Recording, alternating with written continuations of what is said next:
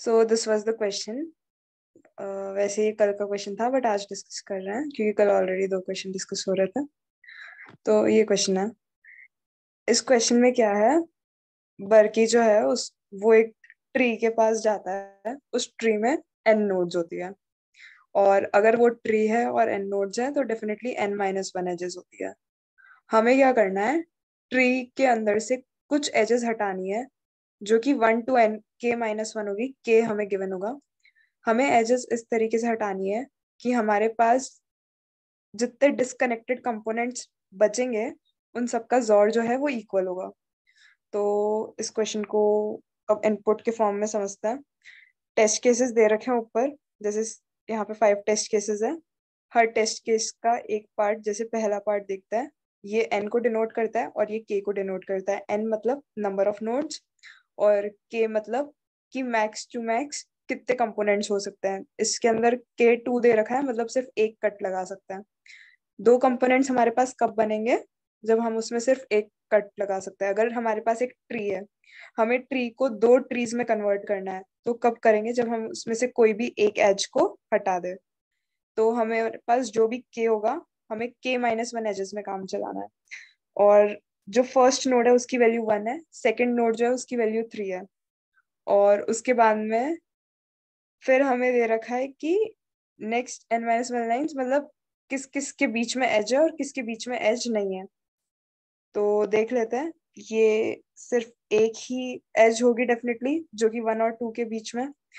अब हमें देखना है कि कुछ ऐसा पॉसिबल है कि सबका बिटवाइज जोड़ जो है वो सेम बने उन कंपोनेंट्स का जिन्हें हमें ब्रेक करें। तो एक प्रॉपर्टी ऑब्जर्व करने की कोशिश कराती हूँ उसमें।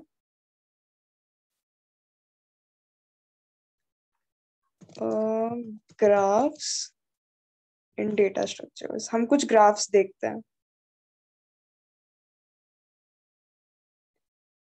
Trees basically, sorry.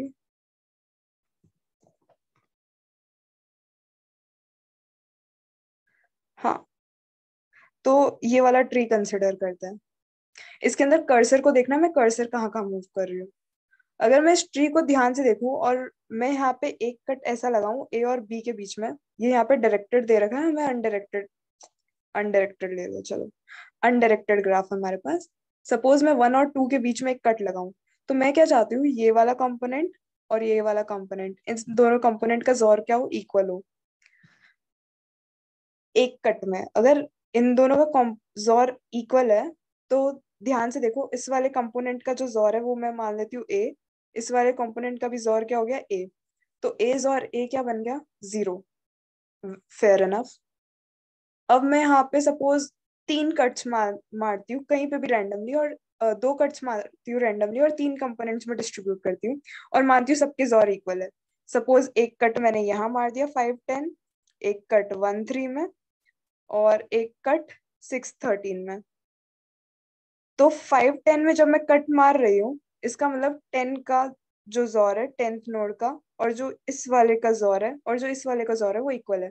सबको मैं ए मान लेती हूँ। तो ए जोर ए, वो किसके जोर के इक्वल है, पूरे ट्री के जोर के। और वो किसके इक्वल है, ए। तो मतलब पूरे ट्री का जोर ए है। तो ट्री के, और जो पहला केस था जब मैं सिर्फ एक ही कट मार रही हूँ, जब 2 कंपोनेंट्स में डिस्ट्रीब्यूट हो रहा है, तो बन रहा है ए जोर ए, जो कि 0 है, मतलब पूरे ट्री का जोर 0 है। तो इसमें हमें समझ में आ रहा है ट्री का जोर या तो 0 हो सकता है या ए हो सकता है। अगर ट्री का जोर 0 है, तो 0 कब हो सकता है, 0 जोर किसी भी नंबर, किन्हीं भी नंबर्स का जोर 0 कब होगा, जब 2 नंबर्स होंगे वो दोनों इक्वल होंगे तो उनका जोर 0 है। सबको समझ आ रही है ये बात? हेलो। हाँ, तो अगर 2 नंबर्स हैं उनका जोर 0 तभी होगा जब दोनों के दोनों नंबर्स इक्वल है। तो अगर मेरे पास जोर 0 आ रहा है, तो मैं क्या करूंगी, सबसे पहले पूरे ट्री का जोर कैलकुलेट करूंगी, और पूरे ट्री का जोर अगर 0 है तो आंसर हमेशा यस है कि नहीं? तो उसमें मैं आंसर यस प्रिंट करा सकती हूँ। Very good. तो बट वो क्या, हेलो,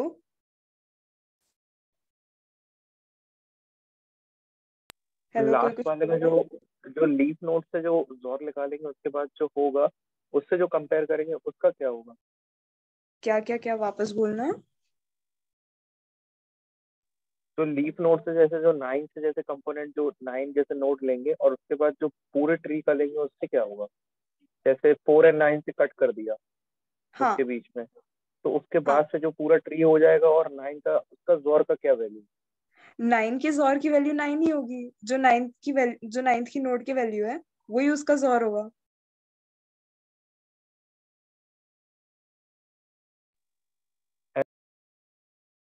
हेलो।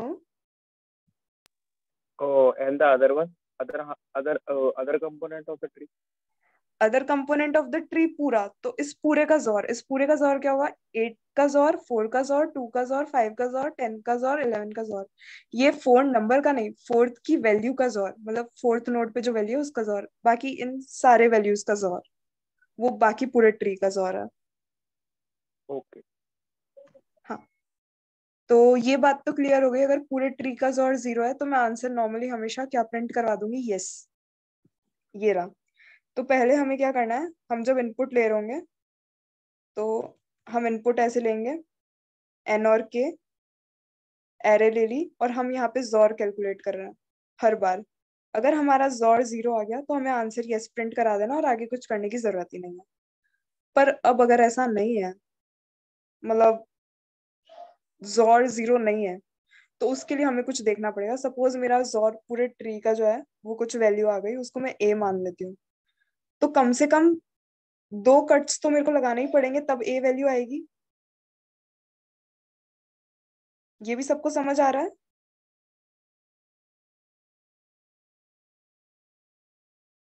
अच्छा चलो बताओ, कम से कम 2 क्यों लगाना है? अगर मैं एक कट लगाऊं तो मेरे पास कभी जॉर की वैल्यू ए बन सकती है क्या, जो कि नॉन जीरो है?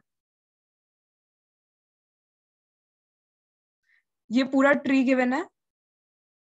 चलो एक इसको सब प्रॉब्लम में डिवाइड करते हैं। ये पूरा ट्री तुम लोगों को गिवन है, तुम्हें इस ट्री में जस्ट एक कट लगाना है, कहीं भी लगाओ, और उस ट्री के कट से जो 2 कंपोनेंट्स बनेंगे उन दोनों का वैल्यू सेम है, दोनों का जॉर सेम है।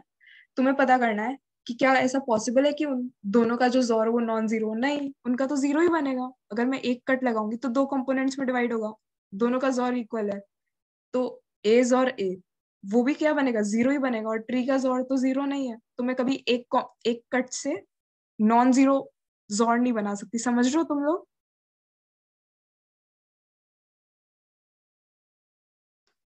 हाँ गुड।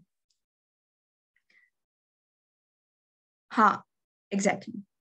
तो यही बात है। तो अगर मेरे को नॉन जीरो जोर बनाना है तो कम से कम मेरे को 2 कट लगाने पड़ेंगे। ये बात सबको समझ आ रही है?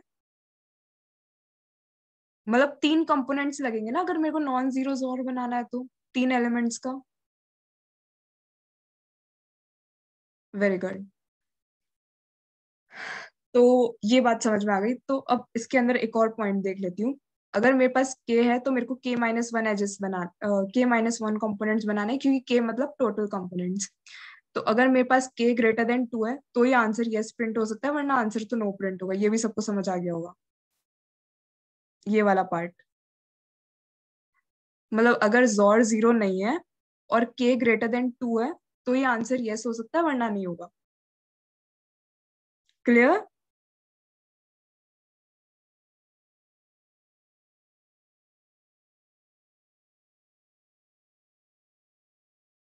गुड। तो ये बात क्लियर हो गई। अब आगे देखते हैं आगे क्या करना है। तो बेसिकली ये चीजें बहुत क्लियर हो जानी चाहिए कि अब मेरे को 3 कंपोनेंट्स ढूंढना है जिसका जॉर क्या हो। कम से कम 3 कंपोनेंट्स ढूंढना है जिसका जॉर ट्री के गिवन जॉर के इक्वल हो। और ट्री का जॉर हम ऊपर कैलकुलेट कर चुके हैं। कैसे कैलकुलेट करेंगे? जो भी एरे दे रखी है, जैसे फर्स्ट में ये वाली एरे है, इसका जॉर ले लो हर बार से, और हमें देखना है, डीएफएस रन करना है नॉर्मली, और हमें उस डीएफएस में चेक करना है अगर जॉर इक्वल आ रहा है कोई भी एक कंपोनेंट के, तो हमें काउंट प्लस प्लस करना है। और ये काउंट हम क्या डिनोट कर रहे हैं कि ट्री के कितने कंपोनेंट्स हैं जिनका जॉर जो है वो ट्री के जॉर के इक्वल है। तो वो हम काउंट कैलकुलेट कर रहे हैं, और अगर count greater than equal to 3 हुआ, मतलब काउंट ग्रेटर देन 2 हुआ, तो ये प्रिंट कराएंगे, वरना हम finally in the end no print करा देंगे। इस क्वेश्चन में सिर्फ यही करना है। और डीएफएस कैसे रन करा रही हूँ मैं, वो भी देख लो। डीएफएस में कुछ भी नहीं करना है, एक नॉर्मल सी वैल्यू लेनी है, उसके बाद में इंट आई और इंट जे, दो इंडेक्सेस मेंटेन करना है। दो इंडेक्सेस मेंटेन करने के बाद में जो हम लोगों ने यहाँ पे ग्राफ बनाया है, ऊपर लेना पड़ेगा ग्राफ, और जो हम लोगों ने यहाँ पे ग्राफ बनाया है उसको कुछ भी नहीं करना है। उस ग्राफ को ऐसे लिखना है, ये फंक्शन यूज करके, पेरेंट वाला। नॉर्मली लोग डीएफएस रन करते हैं तो बुलियन फंक्शन यूज करते हैं। बुलियन फंक्शन हम ग्राफ के लिए यूज करना बेटर समझते हैं, और अगर हमारे पास ट्री फंक्शन है तो डीएफएस फंक्शन बेस्ट वर्क करता है जब हम लोग, मतलब दोनों केस में सही वर्क करता है, बट मैं प्रेफर करती हूँ कि पेरेंट और चाइल्ड वाला वर्क करें, जिसमें ये चाइल्ड होता है और ये पेरेंट होता है। तो हम सिर्फ तभी रन करते हैं जब child not equal to parent. उस केस में हमें डीएफएस फिर से देखना है और उसका जोर लेना है। और फाइनली अगर कोई भी केस ऐसा हुआ जिसके अंदर ए जो है वो ट्री के जोर से इक्वल है, जिसकी वैल्यू ये है, तो हम काउंट प्लस प्लस करेंगे, और if count is greater than equal to 3, जो कि यहाँ पे है, और के भी ग्रेटर देन 2 है, तो यस प्रिंट करेंगे, वरना नो प्रिंट करेंगे। दैट्स इट, इस क्वेश्चन में इतना ही है। तो रन करके देख लेते हैं, ऑल्दो हो जाएगा, सबमिटेड है। और हाँ, इस क्वेश्चन में एक और ध्यान की बात रखनी है, जैसे ये सबमिशंस दिख रहे हैं सबको, it's like same error, memory limit exceeded, memory limit exceeded, memory limit exceeded. कोई बता सकता है ये एरर्स क्यों आए होंगे? मैं एक कोड दिखा देती हूँ।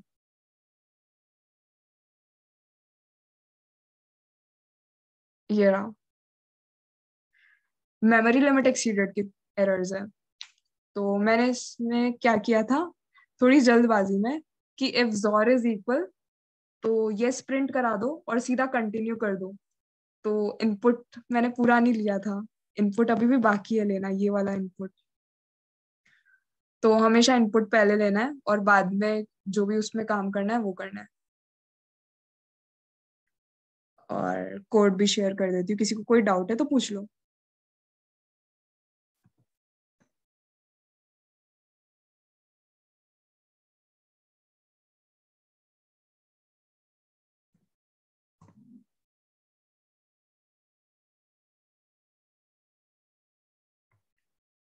सबको क्लियर है?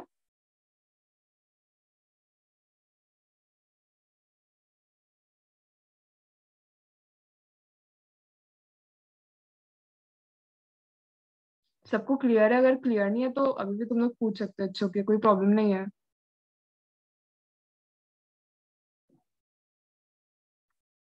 What if count is greater then के? तो भी चल जाएगा, एटमोस्ट के। नहीं, ऐसा कभी पॉसिबल नहीं है, बताती हूँ क्यों।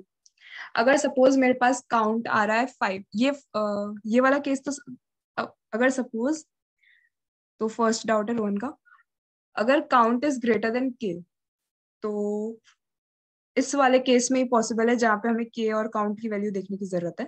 तो इस वाले केस को ही एनालाइज करते हैं। काउंट इज ग्रेटर देन के, इसका मतलब तो ये हो गया कि जैसे काउंट मैंने मान लिया 5 आ गया मेरे पास, और के मेरे पास है 3, के 3 है और काउंट 5 है। काउंट 5 का मतलब क्या है कि 5 डिस्टिंक्ट कंपोनेंट्स है, मतलब 5 कंपोनेंट्स है जिनका जोर सेम एज ट्री आ रहा है। तो तुम लोग बताओ, मैं 3 को क्लब नहीं कर सकती उनमें से? 5 है ना मेरे पास, 3 को मैंने क्लब कर दिया तो 2 अलग बचे, और जो 3 को क्लब हुआ हुआ वो एक बना दिया। तो 3 को क्लब करके करूंगी तो उसका जोर तो एक ही आ रहा है ना। क्लियर हो रहा है? गुड। नेक्स्ट है डीएफएस फंक्शन, दोबारा बताना। हाँ, बताती हूँ। डीएफएस फंक्शन में क्या कर रहे हैं, डीपी टाइप्स है। उसके अंदर बेसिकली हम स्टोर कर रहे हैं कि जो स्टार्टिंग, उसके अंदर बेसिकली हम लोग देख रहे हैं कि जो उसके चाइल्ड वगैरह है, जो उसका सब ट्री है, उसका जोर क्या क्या आ रहा है। और उस पोजीशन पे जब भी वो, उस सब ट्री का जोर हमारे ट्री के सब ट्री के जोर के इक्वल हो जाता है, तो मैं काउंट प्लस प्लस करी और वो डिनोट कर रहा है कि हमारे कंपोनेंट्स के जोर कितनी बार ट्री के जोर के इक्वल हो रहा है। क्लियर हुआ क्या सुखजित? हेलो? No ma'am. तुमने यहाँ पे यस लिखा है और मतलब क्लियर नहीं हुआ अभी तक, फिर से बताती हूँ। देखो डीएफएस में, डीएफएस का फंडा क्या होता है उसे रन करने का। हम उसको इस तरीके से रन करते हैं, हम एक नोड पकड़ते हैं रूट वाली, और हम उससे नीचे नीचे नीचे नीचे जाए जाते हैं। या फिर कोई भी हम एक नोड पकड़ते हैं, या तो उसको रूट नोड बना देते हैं if it's not root node, क्योंकि हम रूट नोड किसी को भी बना सकते हैं। और फिर हम नीचे नीचे उसके ट्रीज पे जाए जाते हैं, सब ट्रीज पे जाए जाते हैं। तो बेसिकली अगर मुझे कोई भी नोड पे जाना है और मुझे चेक करना है कि वहां पे जो जोर है वो ट्री के जोर के इक्वल है या नहीं, तो मैं क्या करूंगी, हर नोड पे क्या स्टोर कर सक हर नोड की जो डीएफएस फंक्शन है वो मेरा रिटर्न करेगा कि वो जिस नोड पे अभी मैं करंटली हूँ वो और उसके सब ट्री का जो जोर है वो क्या आ रहा है। और वो जोर अगर मेरा ए के इक्वल हो गया तो मेरा आंसर मिल गया मुझे, है ना? ओके। तो आंसर नहीं मिल गया, मतलब मुझे काउंट ऐड ऑन करना है, दैट्स इट। और फिर क्या है, हर्ष तुम्हें भी क्लियर हो गया क्या, या वापस बताऊं? क्लियर हो गया मैम। अच्छा, द कोई और काउंट भी विल। डाउट हो बोल दो। No ma'am. अच्छा ठीक है, okay then see you later, bye bye, meeting end करती हूँ मैं।